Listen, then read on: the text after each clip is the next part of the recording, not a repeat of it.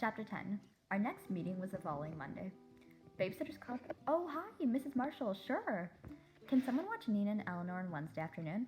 I'll check. Hey, it's after 5:30. Shouldn't Janet and Leslie be here by now? Yeah. Ring. Babysitter's Club. Mrs. Newton, hi. Just for Jamie? Of course. Ring. Babysit. Oh, hi, Watson. Yeah, I'd love to sit for Karen and Andrew. Let me see if I'm free then. You guys.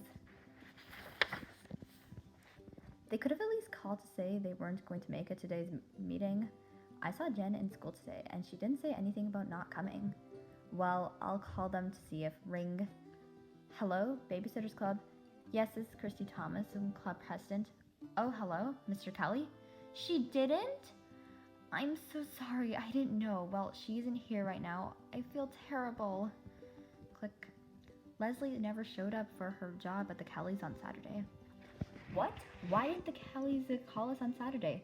Simple. Leslie showed them we weren't trustworthy. Mr. Kelly was only calling now to make sure we knew about it, but I have a feeling the Kellys won't be calling the Babysitters Club again. Ring. Hello, Babysitters Club. Yes? Oh no, you're kidding. It's Mrs. Jadel. Mrs. Jadel? Did Janet not show up for her job? No, we had no idea. I'm sorry you missed the cocktail party. Yes, I understand. Ah! The next day, we are going to teach those traitors a lesson. You're sure they didn't flake out on their jobs on purpose? Positive. Their homerooms are both in this hall, so we'll wait for them here. I see them, and they're with Liz Lewis. I thought they didn't like Liz. I know. Okay, what is going on? Where were you yesterday? Snicker. What's so funny? We are members of the Babysitters Agency. But we had you completely fooled. This is Ron. I'm going to tell all the parents we sit for that you... So you're going to tattletale on us? You wouldn't dare. Liz and Michelle will just have to work a little harder to be the best sitting agency in town. Later. I'm so embarrassed. I should have checked on them first. It's okay, Christy. Well, we'll just have to keep going, the four of us. So what if we're only 12? So what if we can't stay out late? Yeah. I think we're the better babysitting service. We just have to think of a way to prove it. Chapter 11. It must be kind of tough to have a new baby at your house, huh, Jamie? It's okay. Does she cry a lot? Not much. Mommy rocks her. She stops. You seem kind of sad. Babysitters used to be fun. They used to play games with me and color monster pictures and read me stories. And now they're too busy taking care of the baby? No. Too busy watching TV. Are you going to watch TV, Marianne? Me? No, I was going to ask you if you wanted to see what's in the kid kit today. The kid kit? You brought it. I didn't see. It's in the front hall. But wait a second, Jamie.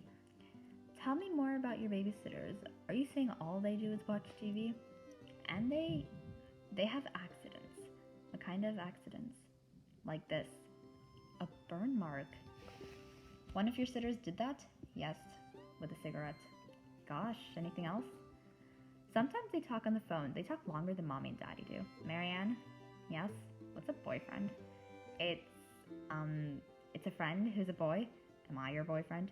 Not exactly. Listen, Jamie, who babysits for you? Do you know their names? Tammy and Barbara and the boy. Jamie, if you don't like your sitters, you should tell your mommy. Tell her what you told me and show her the chair, okay? Okay. I have a feeling Jamie's going to forget to tell her. Meanwhile, ring. Oh, hi, Dr. Johnson. I know it's last minute, but I need a sitter tonight. Charlotte's been asking for you. She has? Of course I can come. Hi, Stacey. I'm glad you're here. Charlotte has been in a funny mood lately. She says she feels fine, but she's been very out of sorts. I've arranged a conference with her teacher, but I just wanted you to know. Mr. Johnson is working late tonight, and I have a PTA meeting. We'll both be back before 9. Okay. When you come home, could I talk to you? We're leaving for New York on Saturday, and I have an idea. Certainly. See you later, sweetie. So, do you need any help with your homework, Charlotte? No, it's easy. Well, if it's easy, you'll be finished soon, right? What do you care? Charlotte, why are you talking to me like that? Why are you mad? I'm not mad. You sound mad. I only asked because I want to read the cricket in Times Square with you when you're done. Oh, sure. Your mother said you wanted me to sit for you. I wanted you to come over. I didn't want you to babysit. I don't think I understand. Stacey, how come you babysit for me? Because I like to, because you're one of my favorite kids. But why do you really sit? What about the money? Well, of course the money is nice. I thought so. But I like you too, and if your mom and dad called and asked me to sit for you, even if they were broke and couldn't pay me, I'd come anyway.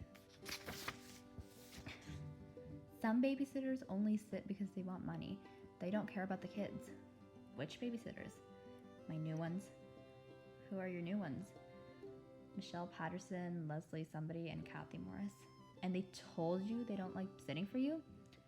No, Kathy's sister Ellie told me. She's in my class. She hates me. Ellie said, "Oh, Charlotte, teacher's pet. You don't have any friends." And I said, I have friends. They're my I have babysitters. They're my friends. And Ellie said, "My sister Kathy only sits for you because your parents pay her a lot of money." Stupid. Hey, Char. I invited you to Jamie Newton's Big Brother party, didn't I? I wasn't sitting for you then. Yeah.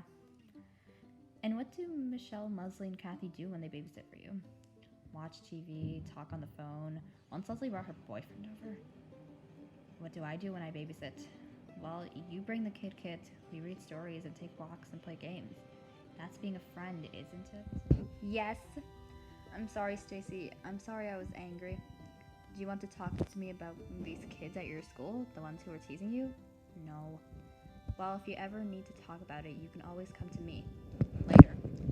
So, Stacey, what do you want to talk to me about?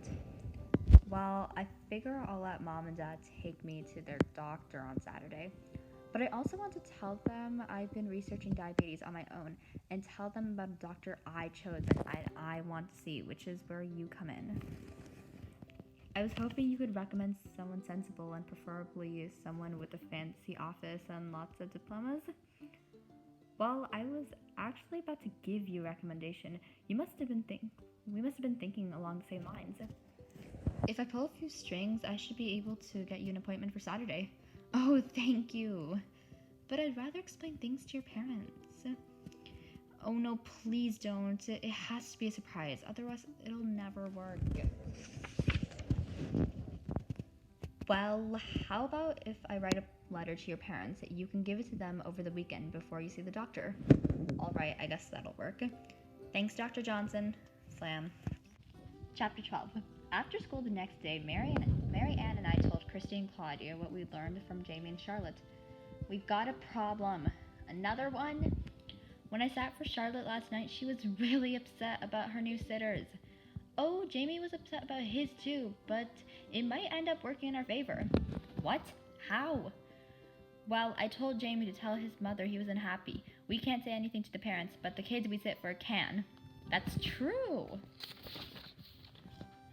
Maybe from now on, we should encourage the kids to speak up. They have the right. And we have to remind ourselves that we're quality sitters who... Jamie! What are you doing here? Playing? Well, you shouldn't be in the street. And where are your mittens and your hat? It's freezing out here. Is your mother very busy with Lucy today? No, she's at a meeting. Lucy's asleep. Zoom, splash. Jamie, do you have a babysitter today? Yeah, Barb. No, Kathy. Kathy Morris. Yeah. Does she know you're out here? She said I could play outside. What should we do? Jamie, can you do 2 special things just for us? Yes. First, go find your hat and mittens. Ask Kathy for help if you can't find them. But don't go outdoors without them, okay? Yes. Second, play out back if you want to be outdoors. Play on your swing, okay? Okay. Wow, this is serious. That babysitter, whoever the so-called agency found, lets the 3-year-olds play outside on their own. He could have been hit by a car. He could have wandered off. The brook's not frozen over yet. What if he fell in? We have to do something. I think we should tell Miss Newton. But what if she thinks we're poor sports? I think Jamie's safety is worth us risking looking like poor sports. I think so too. Me too. It's just that there's Mrs. Newton's car. Now's our chance. Wait, Kathy's still inside. We can't go in yet. Well, then we'll wait. I hope we don't have to wait too. Girls? Hi. I did what you said. Could we talk to you alone? Of course. Is something wrong? I guess we should begin with what happened this afternoon. We were walking home from school and we saw Jamie playing outside, by himself, in the street, with no hat or mittens. He told us Kathy Morris was babysitting for him, but she was nowhere to be seen. We don't think she knew where Jamie was. We felt you really ought to know. We're sorry to be such tattletales, but No. I'm glad you told me. I can't believe that was so irresponsible of her. Jamie also told Marianne that he hasn't liked his new sitters. One of the sitters smokes and burned a hole in the chair you're sitting on. Oh. Charlotte Johnson has been upset too. We had a long talk about it last night. Well, I certainly won't use the agency anymore, although we did find one 17-year-old we liked very much. I'll continue to call him on his own. I admit, Jamie hasn't seemed happy lately, but I blamed it on sibling rivalry. Anyway, I'll phone Dr. Johnson and a few other parents. They'll want to know what you told me. And I'll call Liz and Michelle, both of them, and Kathy Morris, of course. I wish I knew which one was a smoker. Mrs. Newton, I know you want to call Kathy about this afternoon yourself, but could you let us talk to Liz and Michelle ourselves?